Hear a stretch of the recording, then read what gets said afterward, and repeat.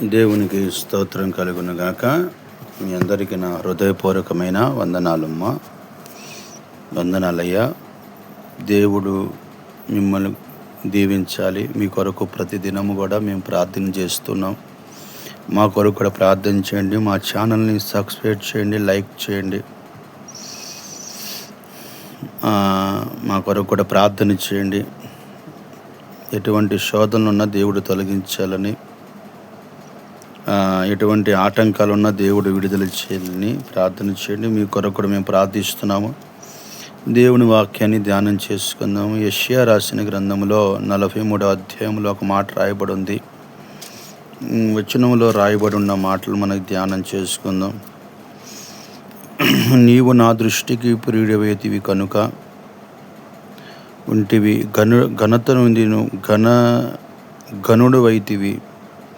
నేను నిన్ను ప్రేమించుచున్నాడు కనుక నీవు ప్రతిగా మనుషులను అప్పగించుచున్నాను.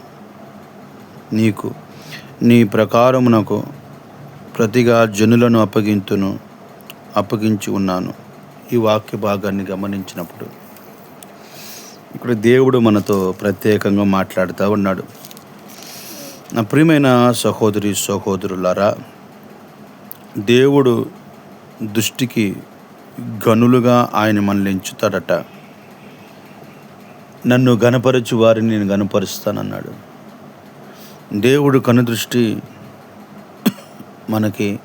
మన మీద ఉండాలంటే మనం ఆయనకి ప్రియముగా కనిపించాలని రాయబడింది వాక్యం.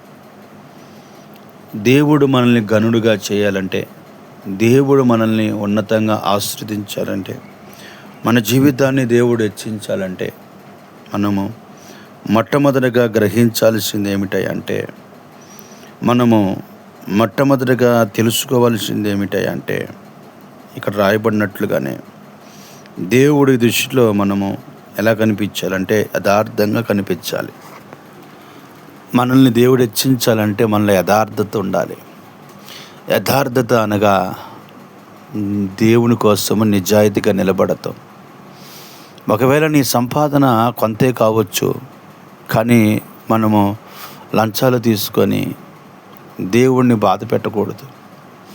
ఒకవేళ నీ కుటుంబంలో నీకు ఆర్థిక పరిస్థితులే ఉండొచ్చు, కానీ ధనము కోసము నువ్వు దేవునికి వ్యతిరేకమైన పనులు చేయకూడదు.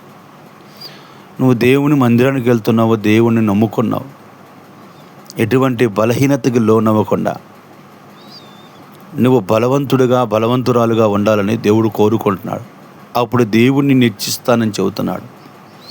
నా ప్రియమైన దేవుని బిడ్డలారా, ఆయన నిన్ను హెచ్చించాలంటే నువ్వు యథార్థంగా కనిపించాలి. యోబు గారి గురించి రాయబడింది, ఊజు దేశంలో అతనంత గొప్పవాడు ఎవరు లేరంట. ఎందుకంటే అతడు యథార్థవంతుడని రాయబడింది వాక్యం. నీ ఆధ్యాత్మికమైన జీవితంలో కూడా యథార్థంగా ఉండగలిగితే మనుషులు కాదు కానీ దేవుడే నిన్ను హెచ్చిస్తాడు, నిన్ను ఆయన దీవిస్తాడు. అంత మాత్రమే కాకుండా నీ పూర్ణ మనసుతో దేవుణ్ణి ప్రేమించే బిడ్డగా ఉండాలి. దేవుణ్ణి హెచ్చించాలంటే నీ మనస్పూర్వకంగా దేవుణ్ణి ప్రేమించు. నన్ను ప్రేమించు వారిని నేను ఆస్తికర్తలుగా చేస్తానంటున్నాడు. నా ప్రియమైన దేవుని బిడ్డలారా, ఈరోజు ఉదయకాలమున వాక్యం వింటే నువ్వు కూడా నీ కుటుంబంలో అందరికన్నా దేవుణ్ణి ఎక్కువగా ప్రేమించు. ఆయన నిన్ను కనపరుస్తాడు. అందుకనే యేసేపు విషయంలో కూడా వాళ్ళందరినీ వాళ్ళ అన్నలను కానీ వాళ్ళ తండ్రి కానీ వాళ్ళని ఎవరిని ఆయన కనపరచలేదు, దేవుని మాత్రమే కనపరిచాడు. కనుక ఆయన సింహాసనం మీదకి దేవుడు తీసుకెళ్ళి కూర్చోబెట్టాడు. నీ ఆధ్యాత్మిక జీవితంలో దేవుణ్ణి ప్రేమించు, మనసుపూర్వకంగా, పూర్ణ మనసుతో, పూర్ణ ఆత్మతో, పూర్ణ శక్తితో.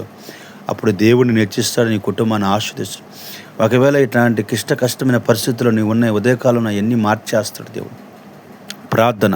పరిశుద్ధుడైన తండ్రి, నీకు స్తోత్రములు. ఈ ఉదయకాలమున నీ బిడ్డలని మీరు హెచ్చించండి నాయన. వారు నా ప్రభువా యథార్థంగా ఉంటకు, వారిని ప్రేమించటకు కృప దయచేయమని యేసు నామమున అడుగుతున్నాము తండ్రి. ఆమేన్.